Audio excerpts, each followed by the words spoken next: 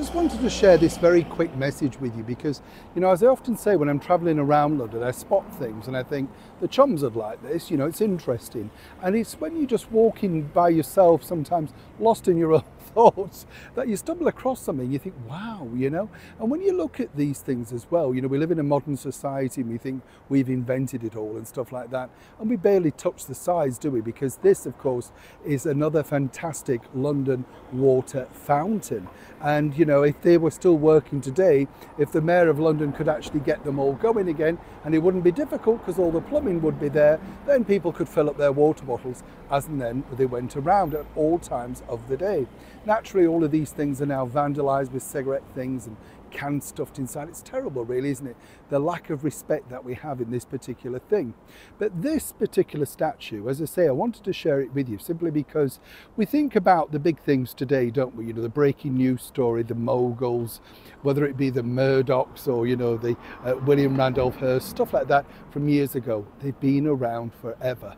Nothing, as I often say in the show, is new. And this statue is dedicated to William Pitt Byrne. Now, what was interesting about him was he was the editor of the big newspaper of the day in the 1800s, the Morning Post. And the Morning Post was a must-have read. It was very political when it first started out, but everybody who was anybody, particularly politicians, wanted to know if they'd made the cut, It was going to be interesting as to whether they were with you or against you. Really, what is new? It's just the same thing. We call it Twitter or online now, don't we, or something like that.